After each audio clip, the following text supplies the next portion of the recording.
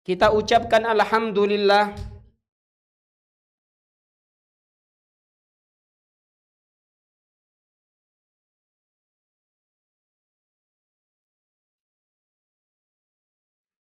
sebagai bentuk pujian kita bagi Allah Subhanahu wa taala atas segala kesempurnaannya dan juga keindahan dari seluruh nama-nama dan sifat-sifatnya. Dan juga kita ucapkan alhamdulillah juga sebagai bentuk pujian bagi Allah tabaraka wa taala untuk segala perbuatan-perbuatannya dan juga ketetapan-ketetapan takdir-takdirnya. Sebab segala perbuatan-perbuatan Allah dan juga takdir-takdir yang telah ditetapkan oleh Allah tabaraka wa ta'ala 50.000 tahun sebelum penciptaan langit dan bumi tidak pernah terlepas dari hikmahnya. Tentu berbeda dengan makhluk. Berbeda dengan makhluk-makhluknya yang mana perbuatan makhluk-makhluknya terkadang ada yang sia-sia, ada yang tidak berguna, bahkan ada yang mengundang petaka. Adapun perbuatan Allah tabaraka wa ta'ala dan segala ketetapan takdirnya itu pasti dan harus kita yakini tidak terlepas dari hikmah Allah tabaraka wa ta'ala. Oleh karenanya setiap kejadian yang menimpa kita ucapkan alhamdulillah. Kenapa? Karena pasti banyak hikmah di dalamnya. Kemudian kita ucapkan alhamdulillah sebagai bentuk rasa syukur kita kepada Allah tabaraka wa ta'ala. Dari segala nikmat-nikmat yang telah Allah tabaraka wa ta'ala berikan sampai saat ini kita terima, yang mana kehidupan kita pasti tidak akan bisa lepas dari nikmat Allah tabaraka wa ta'ala. Thumma alhamdulillahi fil ula wal akhirah. Kemudian hendaklah kita senantiasa mengucapkan alhamdulillah ketika kita di dunia ini, agar kita juga nanti akan mengucapkannya ketika di akhirat. Orang-orang yang mengucapkan alhamdulillah di akhirat kelak, mereka adalah orang-orang yang ketika di dunianya mengucapkan alhamdulillah, namun bukan sebatas mengucapkan alhamdulillah tanpa mengetahui kandungannya, namun mengucapkan alhamdulillahnya karena dia tahu kenapa dia mengucapkan alhamdulillah. Tadi hal-hal yang sudah kita sebutkan, karena kesempurnaan Allah Azza wa Jalla. Tidak ada sedikit pun aib, tidak ada sedikit pun keburukan. Karena keindahan dari nama-nama dan sifat-sifat Allah. Karena perbuatan-perbuatan Allah dan takdir-takdirnya tidak lepas dari hikmah di dalamnya. Dan juga karena nikmat dari Allah tabaraka wa ta'ala. Naam, salawat serta salam semoga senantiasa tercurahkan untuk Nabi kita yang mulia Muhammad bin Abdullah sallallahu alaihi wasallam beserta keluarganya, kerabatnya dan sahabat-sahabatnya serta orang-orang yang mengikuti mereka dengan ihsan sampai hari kiamat kelak. Jamaah yang dimuliakan oleh Allah Subhanahu wa taala. Alhamdulillah. Kita bahagia malam hari ini Allah Subhanahu wa taala kembali pertemukan kita. Allah Subhanahu wa taala kumpulkan kita di salah satu rumahnya yang mana harusnya kebahagiaan kita malam hari ini karena kembali berkumpul, kembali dimudahkan ngaji, itu menutupi kegelisahan kita karena sedikit panas. Biasanya orang kalau bahagia, ya, kebahagiaannya karena sesuatu besar kebahagiaannya, misalnya ada tamunya datang dari jauh atau saudaranya, dia bahagia karena itu, atau bahagia mendapatkan hadiah, ya, atau bahagia karena hasil panennya melebihi ya, perkiraannya, melupakan kalau ternyata dia terkena luka ketika memanen.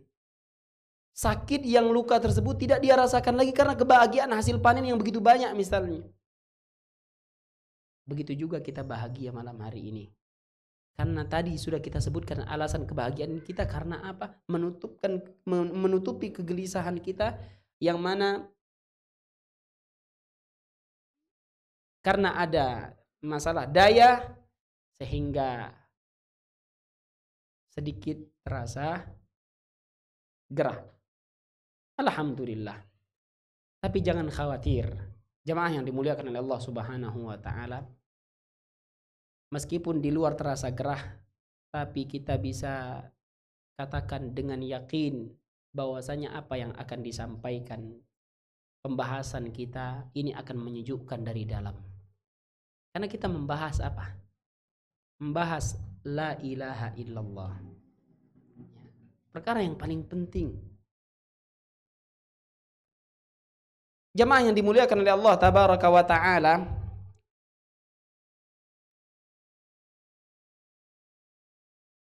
pembahasan kita lebih tepatnya tentang syarat dari la ilaha illallah. Ya, syarat-syarat dari la ilaha illallah. Yang mana kalimat la ilaha illallah, kalimat yang begitu mulia, kalimat yang tidak ada tandingannya, tidak akan berguna, tidak akan berfungsi apabila seseorang tersebut mengucapkannya tanpa memenuhi syarat-syaratnya. Dan kita sudah jelaskan 6 dari 7 syarat la ilaha illallah. Siapa jamaah yang mau sampaikan syarat-syarat apa yang sudah kita bahas? Insya Allah kalau dia jawab nggak terasa gerah. Karena takut salah, nggak terasa gerah. Siapa yang mau jawab?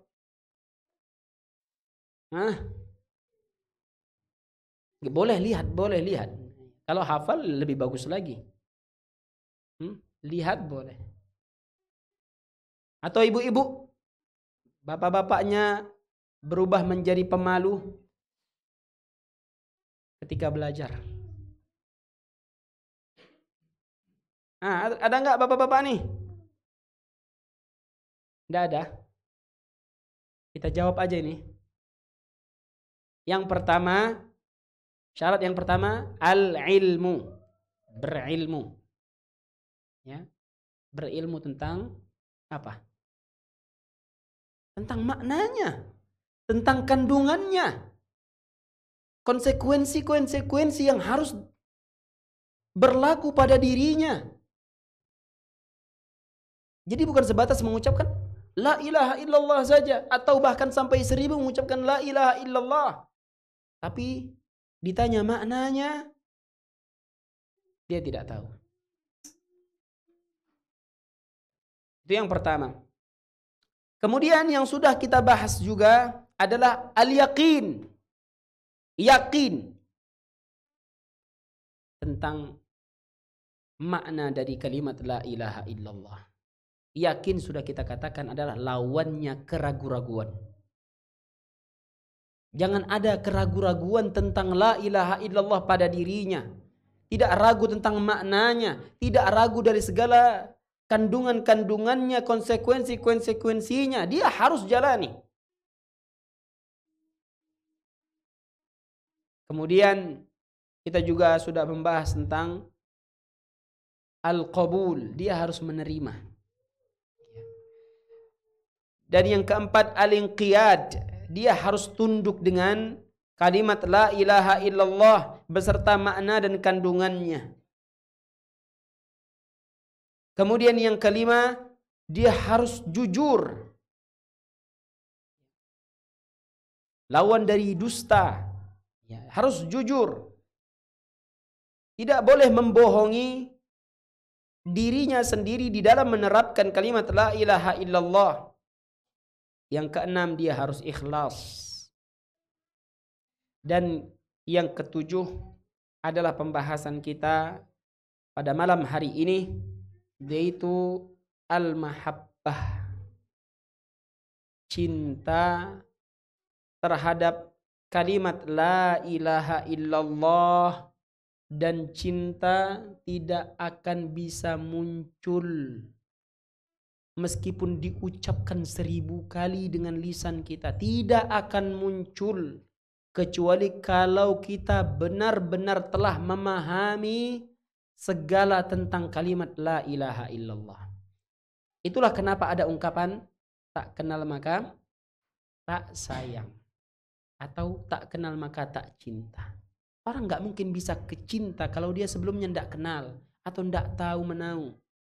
Begitu juga dengan kalimat la ilaha illallah. Tidak akan mungkin orang itu bisa mencintai kalimat la ilaha illallah, segala makna dan kandungannya serta konsekuensinya. Nggak mungkin dia bisa mencintai semuanya kalau dia nggak tahu. Nah,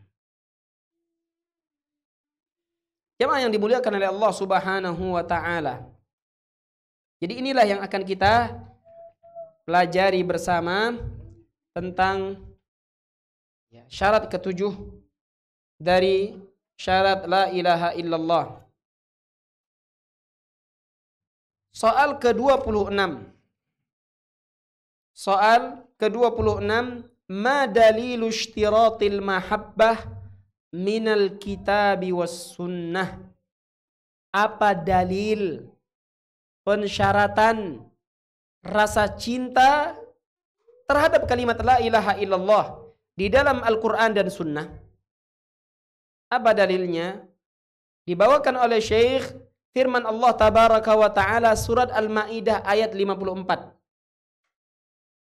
Allah subhanahu wa ta'ala berfirman, ya ayyuhalladzina amanu man yartadda minkum an dinihi fasawfa ya'tillahu biqaumin yuhibbuhum wa yuhibbunah adzillatin 'alal mu'minin a'izzatin 'alal kafirin yujahiduna fi sabilillah wala yakhafuna laumata laim.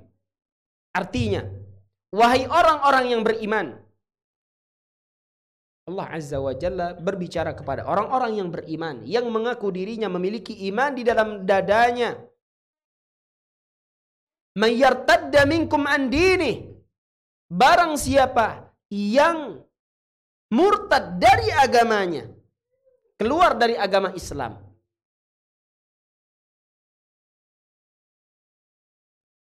apa yang Allah Azza wa Jalla katakan kepada mereka yang murtad dari agamanya?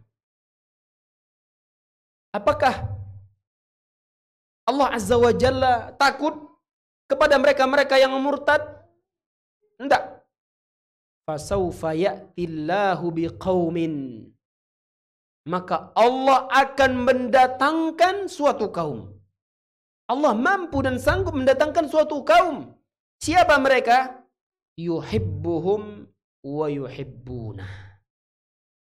Allah mencintai mereka dan mereka pun mencintai Allah. Inilah tuntutan bagi mereka yang mengucapkan la ilaha illallah. Tuntutannya harus mencintai kalimat tersebut, mencintai Allah dan Rasulnya. Kan Allah katakan Allah akan datangkan suatu kaum yang Allah mencintai mereka dan mereka pun mencintai Allah. Adzillatin 'alal mu'minin. Mereka merendah di hadapan orang-orang yang beriman. A'izzatin 'alal kafirin, sebaliknya kepada orang-orang kafir mereka menunjukkan keperkasaannya, bukan malah terbalik. Kepada orang-orang yang beriman sok kuat, menindas orang-orang yang beriman. Sebaliknya orang-orang kufar dia muliakan, dia rendahkan dirinya di hadapan orang-orang kufar. Terbalik jamaah. Karakter orang-orang yang beriman itu kepada sesama mukmin, dia banyak ngalah, dia banyak merendah, Sebaliknya kepada orang-orang kufar, dia tunjukkan siapa dirinya.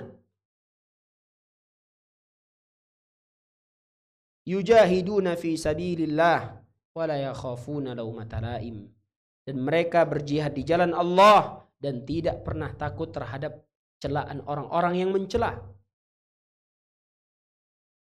Ini ayat yang dibawakan tentang syarat la ilaha illallah berupa rasa cinta.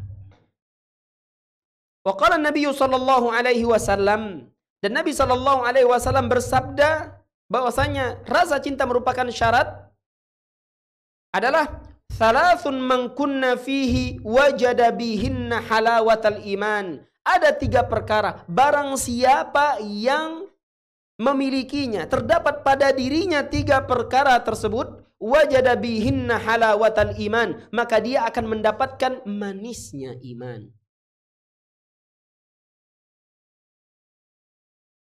Jemaah yang dimuliakan oleh Allah Subhanahu wa taala. Di akhir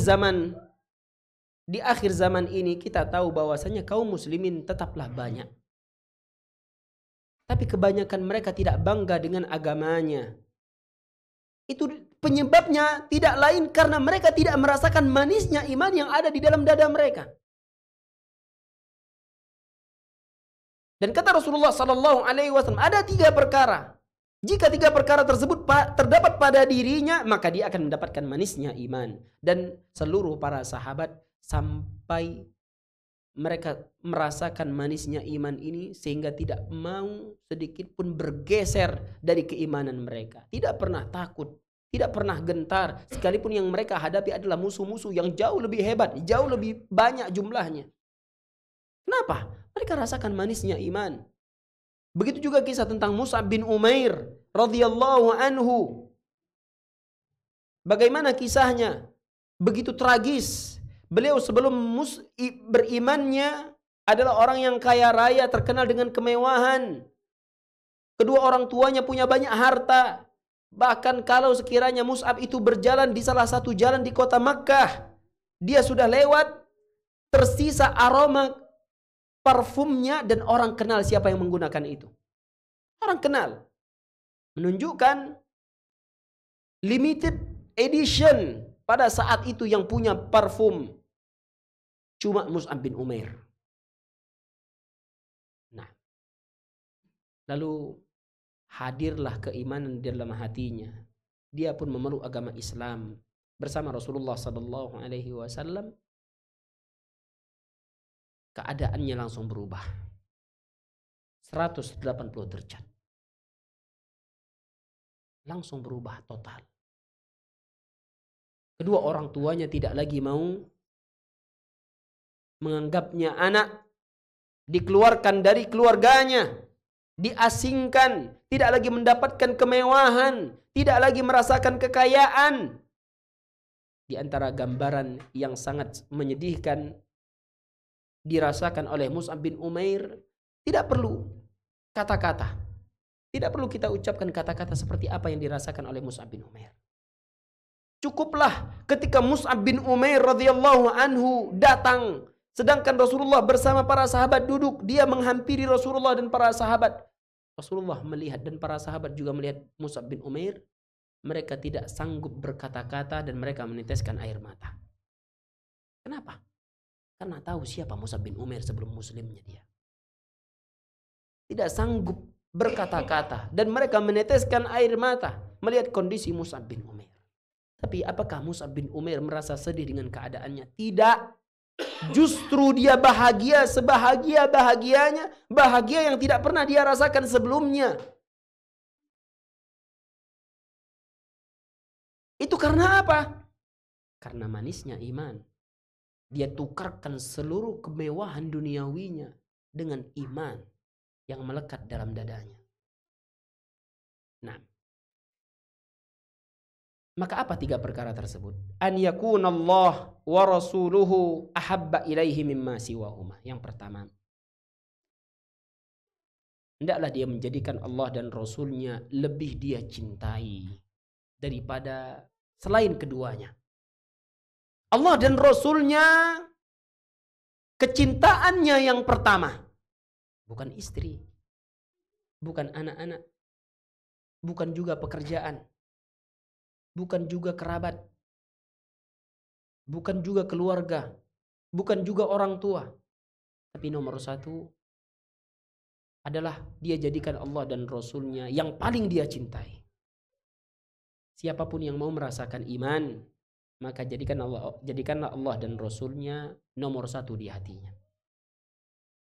Yang kedua, wa an yuhibbal mar'a la yuhibbuhu illa lillah. Hendaklah dia mencintai seseorang dan dia tidak mencintai orang tersebut kecuali karena Allah. Kita hidup di atas muka bumi ini pasti harus bersosialisasi. Makhluk sosial, manusia adalah makhluk sosial. Yang mana kita pasti ketika bersosialisasi mencintai sesama. Apapun alasannya pasti akan saling mencintai. Maka jika kita ingin merasakan manisnya iman, jadikanlah kecintaan kita kepada orang lain itu karena Allah Subhanahu wa ta'ala. Bukan karena ketampanannya, bukan karena kecantikannya, bukan karena hartanya, bukan karena hubungan kerja, bukan karena dunia, tapi karena Allah Subhanahu wa ta'ala. Bagaimana kecintaan yang terjalin karena Allah Subhanahu wa ta'ala? Bagaimana?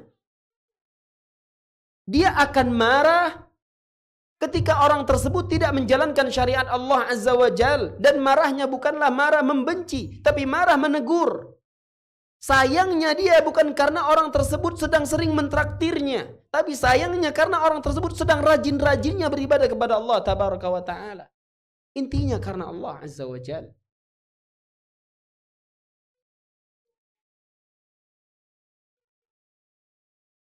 Yang ketiga, wa an yakraha an ya'uda fil kufri ba'da id anqadhahu Allahu min kama yakrahu an yukdhafa finnar. Yang ketiga, hendaklah dia membenci kembali kepada kekufuran. Setelah Allah Azza wa Jalla selamatkan dirinya, dia benci bagi orang-orang yang dahulunya belum muslim, bagi orang-orang yang dahulunya dalam kelalaian tidak mengenal agama Islam sekalipun di KTP-nya ditulis Islam. Namun sekarang dia sudah belajar. Namun sekarang dia mengenal agamanya. Dan dia sudah tahu apa yang harus dia lakukan agar merasakan manisnya iman. Dia benci untuk kembali kepada masa-masa dahulu. Masa-masa ketika dia masih kufur. Masa-masa ketika dia tidak mengenal agama Islam. Setelah Allah Azza wa Jalla selamatkan dirinya. Kama yakrahu an yukdhafa finnar. Sebagaimana dia benci ketika dia dicampakkan ke dalam neraka. Jika ia dicampakkan ke dalam neraka. Hadirin jamaah yang dimuliakan oleh Allah Subhanahu wa ta'ala. Pembahasan tentang rasa cinta, pembahasan yang cukup panjang, kita akan jelaskan sedikit demi sedikit. Kata Syekh hafizahullahu ta'ala, syarat ketujuh dari syarat la ilaha illallah adalah cinta akan kalimat tersebut. Cinta akan kandungan-kandungan yang ada di dalam kalimat la ilaha illallah dan segala konsekuensinya.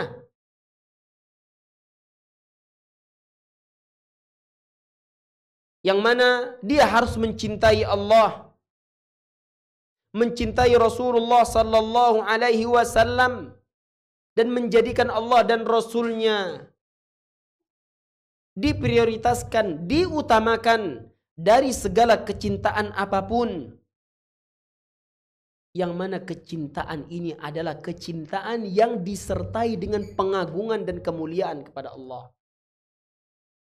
Dan juga diiringi dengan rasa takut dan rasa harap.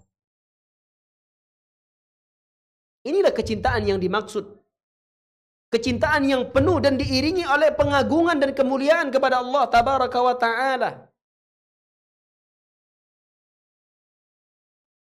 Dan juga dibarengi dengan al-khawf war-raja, rasa takut dan rasa harap. Dan di antara bentuk rasa cintanya kepada kalimat la ilaha illallah adalah dia mencintai segala tempat-tempat yang dicintai oleh Allah tabaraka wa ta'ala.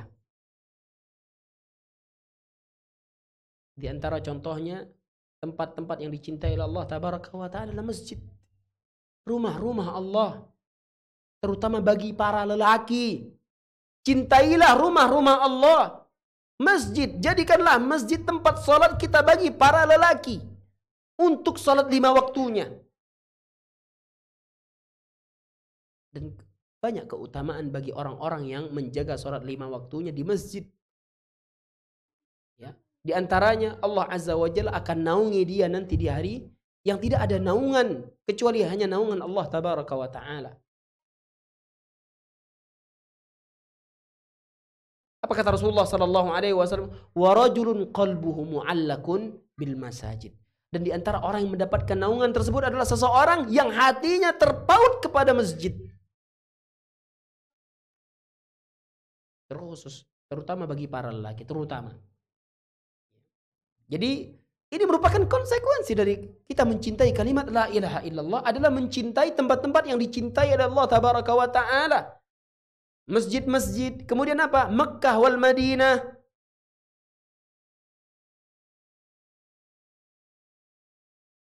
Dan tempat-tempat yang lainnya. Selain itu juga dia harus mencintai waktu-waktu yang dicintai oleh Allah tabaraka wa ta'ala. Waktu-waktu yang dicintai oleh Allah dan Rasulnya dia juga cintai. Apa contohnya?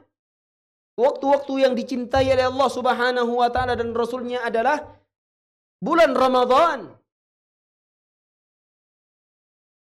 Karena bulan Ramadan adalah momentum di mana kita tingkatkan amal ibadah. Kita harus mencintainya. Jangan sampai jadi muslim datang waktu Ramadan malah suntuk kepalanya. Kenapa? Harus puasa lagi nih. Enggak jualan, kurang pemasukan. Balik. Kalau dia mencintai kalimat la ilaha illallah, dia harus mencintai waktu-waktu yang dicintai oleh Allah tabaraka wa ta'ala dan Rasul.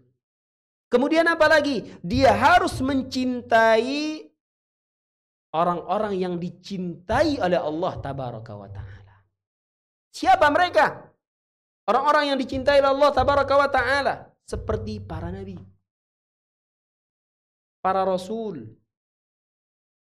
para malaikat, para siddiqin, orang-orang yang jujur, para syuhada, orang-orang yang syahid, wassalihin, dan orang-orang saleh. Kita mencintai mereka. Kenapa kita mencintai mereka? Karena Allah mencintai mereka. Ini konsekuensinya. Dan juga kemudian ketika kita mencintai kalimat la ilaha illallah, maka kita juga harus mencintai segala perbuatan-perbuatan yang telah diwajibkan oleh Allah subhanahu wa ta'ala.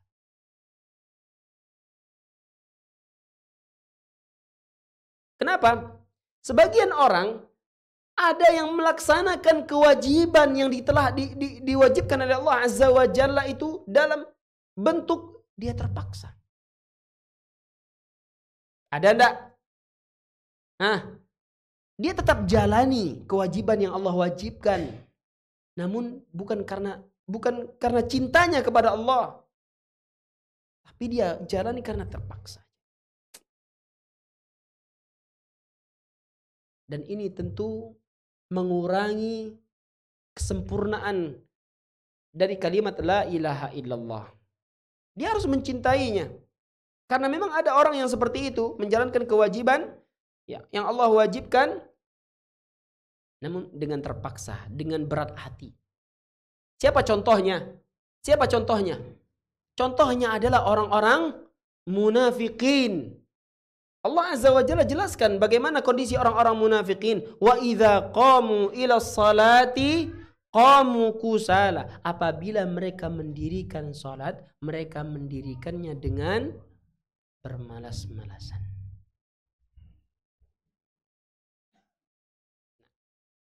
Jadi hati-hati. Apabila dengan ibadah salat kita yang setiap hari 5 waktu muncul dan timbul dalam diri kita malas, terbebani.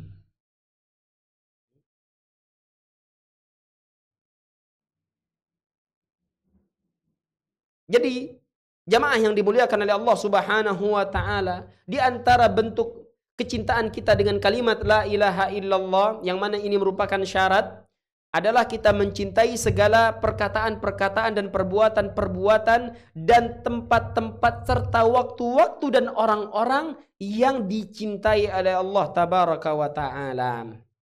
Maka dia harus mencintai amal ibadah apapun bentuknya, seperti zikir, membaca Al-Quran, salat, puasa, dan kewajiban-kewajiban yang lainnya.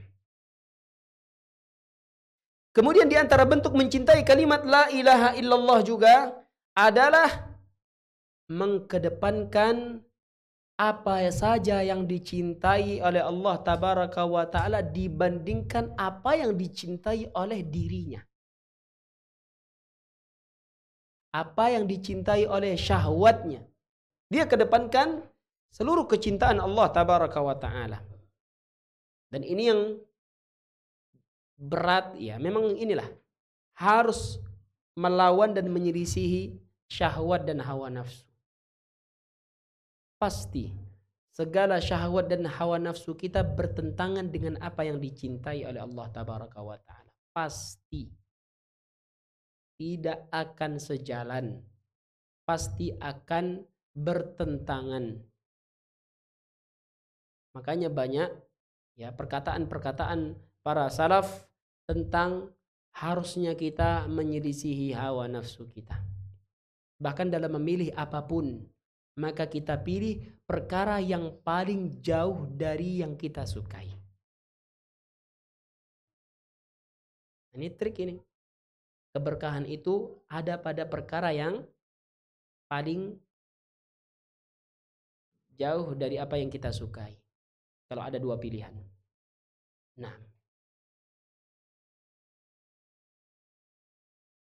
dan di antara kecintaan kepada kalimat la ilaha illallah, jadi bukan sekadar tentang cinta dan cinta saja.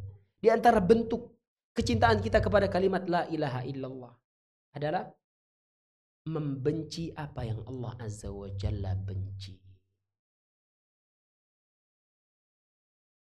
Kalau tidak, maka rasa cintanya itu dipertanyakan. Dipertanyakan ketulusannya, dipertanyakan kejujurannya. Kalaulah dia memang cinta kepada Allah tabaraka wa ta'ala, maka dia harus membenci apa yang Allah Azza wa Jalla benci. Karena tidak mungkin, tidak akan bisa terjadi jika dia mencintai Allah Azza wa Jalla di waktu yang bersamaan dia juga mencintai musuh-musuh Allah. Tidak mungkin. Apakah mungkin itu terjadi? Kita cinta dengan istri kita, di waktu yang sama kita juga cinta dengan orang-orang yang memusuhi istri kita atau yang dimusuhi oleh istri kita. Hah? Mungkin enggak? Mungkin enggak? Kita mencintai Nabi Muhammad sallallahu alaihi wasallam. Di waktu yang sama kita juga mencintai orang-orang munafikin yang jelas-jelas dibenci oleh Rasulullah sallallahu alaihi wasallam. Mungkin atau tidak? Tidak ada seperti itu.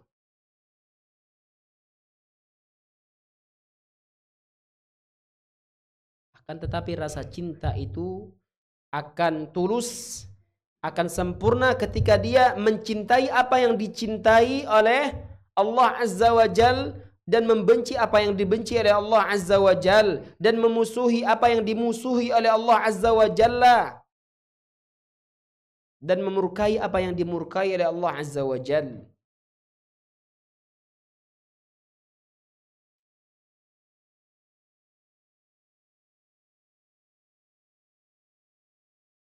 Jemaah yang dimuliakan oleh Allah Subhanahu wa taala, di antara contohnya dia hendaklah membenci orang-orang yang dibenci oleh Allah tabaraka wa taala.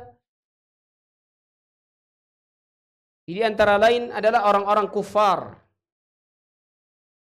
Tidaklah dia membenci orang-orang kufar. Kenapa dia benci orang-orang kufar? Kenapa? Kenapa dia membenci orang-orang kufar dan harus membenci orang-orang kufar? Karena Allah membenci mereka. Nah, ini jadi catatan bagi anak-anak muda yang suka ngefans kepada atau mengidolai artis-artis, atlet-atlet dan segala macam. Karena akan dipertanyakan rasa cintanya kepada Allah dan Rasul. Tidaklah dia membenci mereka, memusuhi mereka, dan membenci kekufuran, kefasikan dan kemaksiatan. Karena ini adalah perkara-perkara yang dibenci oleh Allah Tabaraka wa Ta'ala.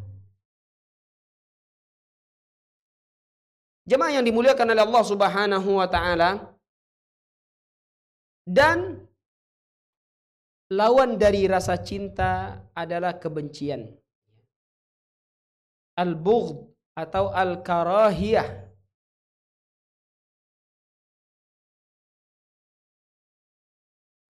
Apabila dia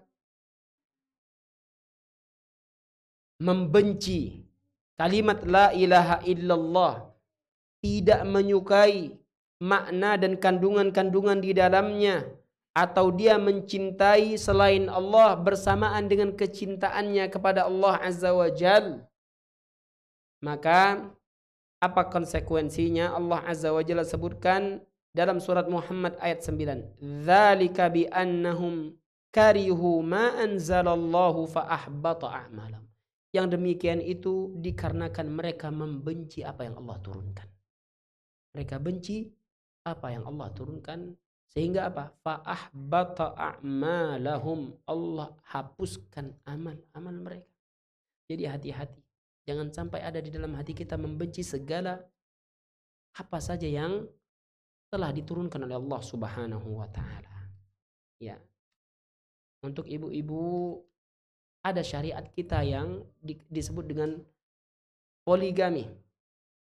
Kita bercerita tentang tentang agama, bukan tentang perasaan. Apabila kita membenci syariat tersebut, maka konsekuensinya sangat bahaya, yaitu akan dapat terhapus seluruh amal ibadah ibu-ibu semuanya. Jadi janganlah menolak itu karena benci, tidak suka. Akan tetapi bicarakan baik-baik kepada pasangan, katakan tidak sanggup sudah. Syariatnya baik. Syariatnya adalah syariat Allah Azza wa Jal, dan Allah pasti mencintai segala syariat-syariatnya. Maka kita juga harus mencintainya. Namun apabila dikatakan sanggup atau tidak sanggup, itu baru berbicara tentang diri masing-masing. Yang mana Allah Azza wa Jalla sebutkan fattaqullaha mastata'tum, bertakwalah kepada Allah semampu kalian. Nah, jadi kita membahas tentang syariat tersebut dalam konteks kita membahas akidahnya. Kalimat la ilaha illallah, sehingga bukan untuk membanggakan para pria, para bapak-bapak, enggak. Ya. Jamaah yang dimuliakan oleh Allah Subhanahu wa Ta'ala,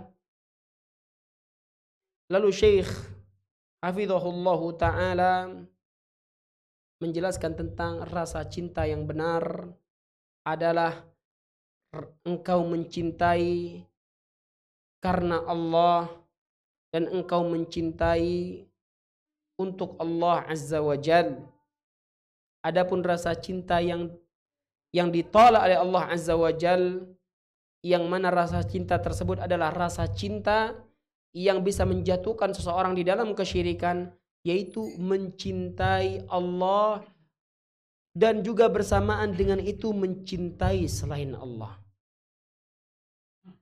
Jemaah yang dimuliakan oleh Allah Subhanahu wa Ta'ala, kita memiliki hati yang mana tabiat hati tersebut adalah mencintai.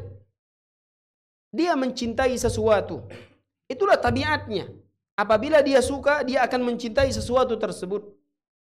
Dan laki-laki di antara tabiatnya mencintai lawan jenisnya. Mencintai lawan jenisnya. Akan tetapi yang harus kita lakukan adalah jangan sampai rasa cinta tersebut lebih besar. Rasa cinta kepada lawan jenis tersebut lebih besar daripada kecintaan kita kepada Allah Subhanahu wa Ta'ala. Dan ini disindir oleh Allah Tabaraka wa Ta'ala dalam surah Al-Baqarah ayat 165. Wa minan nasi man yattakhidhu min dunillahi andadan yuhibbunahum kahubbillah. Di antara manusia ada yang menjadikan selain Allah tandingan. Bagaimana dia jadikan tandingan tersebut bagi Allah? Yuhibbunahum kahubbillah. Mereka mencintai tandingan-tandingan itu sebagaimana mereka cinta kepada Allah. Berarti dia jadikan tandingan-tandingan tersebut setara rasa cintanya sebagaimana rasa cintanya kepada Allah Subhanahu wa Ta'ala. Dan ini kesyirikan tentunya. Tentu ini rasa cinta yang tertolak. Allah tidak membutuhkan rasa cinta yang ternyata disetarakan dengan makhluknya, dengan selainnya. Adapun rasa cinta yang benar yang Allah Tabaraka wa Ta'ala terima apabila rasa cinta kita lebih besar kepada Allah Subhanahu wa Ta'ala. Jemaah yang dimuliakan oleh Allah Subhanahu wa Ta'ala. Kemudian yang akan kita bahas berikutnya adalah tentang perkara-perkara yang dapat menghapus rasa cinta kita kepada kalimat la ilaha illallah, yang bertentangan dengan rasa cinta kepada kalimat la ilaha illallah. Apa perkara-perkara yang dapat menghapus kecintaan kita kepada kalimat la ilaha illallah? Contohnya di sini dijelaskan oleh Syekh, bughdur Rasul sallallahu alaihi wasallam. Membenci Rasul. Membenci Rasulullah sallallahu alaihi wasallam. Maka ini akan menghapus kecintaan kita kepada kalimat la ilaha illallah. Maksudnya apa? Tidak ada rasa cintanya kepada kalimat la ilaha illallah. Kalau rasa cintanya sudah tidak ada terhadap kalimat la ilaha illallah, maka kalimat la ilaha illallahnya tadi tidak berfungsi. Tidak berguna lagi. Bahkan akan mengeluarkannya dari Islam. Sekalipun dia masih mengucapkan kalimat tersebut. Bisa atau tidak terjadi? Orang masih mengucapkan kalimat la ilaha illallah, tapi di sisi yang lainnya dia membenci Rasul. Masih bisa enggak? Masih bisa enggak? Masih bisa enggak terjadi? Ada enggak terjadi? Hah? Banyak. Banyak, jemaah. Baik. Dan juga yang dapat menghapus rasa cinta tersebut adalah loyal kepada musuh-musuh Allah. Ya. Yaitu orang-orang Yahudi dan Nasrani. Serta seluruh orang-orang kufar dan musyrikin. Loyal kepada mereka dapat menghapuskan rasa cinta. Rasa cinta kepada apa? Kepada kalimat la ilaha illallah. Rasa cinta kita kepada Allah dan Rasulnya. Karena dia bertentangan. Dan juga sebaliknya, memusuhi wali-wali Allah, yaitu orang-orang yang beriman.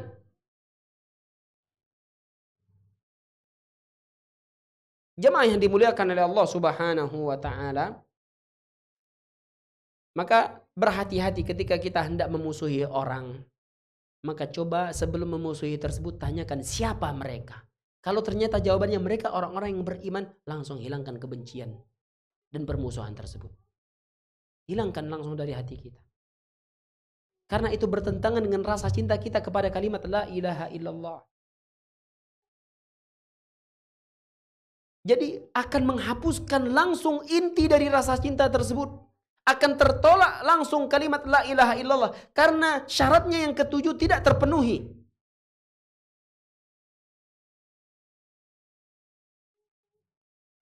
Inilah bahayanya. Ketika salah satu kita langgar. Entah itu memusuhi wali-wali Allah. Ataupun loyal dan dekat dengan musuh-musuh Allah Tabaraka wa Ta'ala. Atau membenci Rasulullah. atau membenci syariat Allah Azza wa Jal dan segala macamnya. Namun ada pembahasan yang terakhir ya sebelum kita cukupkan. Rasa cinta itu terbagi menjadi dua. Ada yang menghilangkan kesempurnaan rasa cinta tersebut, ada yang menghilangkan inti dari rasa cinta itu. Kita sudah bahas tadi perkara-perkara yang dapat menghilangkan inti dari rasa cinta kepada kalimat la ilaha illallah, rasa cinta kepada Allah dan Rasulnya. Itu sudah kita jelaskan. Apabila seseorang melanggarnya, hilanglah inti dari rasa cinta tersebut. Namun, ada yang dapat mengurangi kesempurnaan rasa cinta. Apa perkara yang dapat mengurangi kesempurnaan rasa cinta itu? Yaitu adalah kemaksiatan dan dosa yang dikerjakan. Semakin banyak kemaksiatan yang dilakukan, dosa-dosa yang dilakukan, maka akan semakin mengikis kesempurnaan rasa cinta yang ada di dalam hati. Sebaliknya semakin dijauhi kemaksiatan dan dosa, maka rasa cinta yang ada pada hati akan semakin sempurna, semakin besar.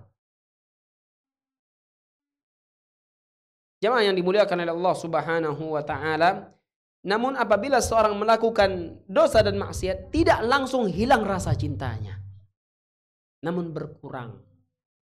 Bisa dibedakan? Ya. Ini yang harus kita pahami. Jadi nggak semua dosa itu langsung menghilangkan rasa cinta dalam hati seseorang kepada kalimat la ilaha illallah. Enggak. Tapi mengurangi iya. Sebaliknya ada amalan-amalan apabila dilakukan rasa cinta tersebut langsung hilang. Tertolak. Seperti tadi membenci Rasulullah, membenci syariat-syariat Allah, ataupun syarat la ilaha illallah yang lainnya, yaitu meragu-ragukan ataupun menolak. Ini perkara-perkara yang bertentangan dengan syarat-syarat la ilaha illallah. Jemaah yang dimuliakan oleh Allah Subhanahu wa taala, ya, mungkin ini yang bisa kita bahas ya pada malam hari ini tentang syarat yang ketujuh dari syarat-syarat la ilaha illallah. Yang terpenting adalah dalil-dalil dari segala syarat la ilaha illallah. Ini menunjukkan bahwasanya agama kita adalah agama yang berlandaskan dengan dalil. Kita katakan 7 syarat tersebut bukanlah dongeng, bukanlah buatan orang, akan tetapi 7 syarat itu benar-benar dari Al-Quran dan sunnah Rasulullah sallallahu alaihi wasallam. Jemaah yang dimuliakan oleh Allah Subhanahu wa taala. Kalimat la ilaha illallah adalah kalimat yang sangat-sangat mulia. Sangat-sangat spesial. Bahkan di sini sangat panjang Syekh menjelaskan tentang keutamaan dari kalimat la ilaha illallah yang mungkin ya akan kita bawakan di pertemuan berikutnya insyaallah, jika Allah masih berikan kesempatan kepada kita semua. Demikian jamaah yang dimuliakan oleh Allah Azza wa Jalla. Jika ada yang mau bertanya silahkan. Jika ada yang mau bertanya silahkan. Jika mau cepat-cepat ditutup karena panas. Berkaitan dengan tadi untuk ini kan kemarin sempat kompilasi produk-produk Yahudi, kita nggak boleh. Nah, kembali kepada diri masing-masing. Apabila ada perkara yang sama namun bukan produk mereka, kita lakukan itu karena kecintaan kita kepada Allah Azza wa Jal dan kebencian kita kepada mereka, maka tentu ini merupakan kebaikan. Tapi kalau tidak ada, sementara kita butuh, maka jangan dipersulit diri kita. Seperti itu. Wallahu a'lam.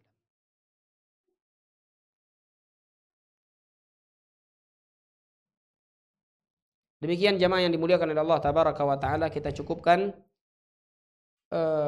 Nas'alullah Ta'ala an yarzuqana ilman nafi'an wa rizqan tayyiban wa amalan mutaqabbalan. Kita memohon kepada Allah ilmu yang bermanfaat, rezeki yang halal, serta amalan yang kita kerjakan diterima di sisi Allah Tabaraka wa Ta'ala. Allahumma amin ya rabbal alamin.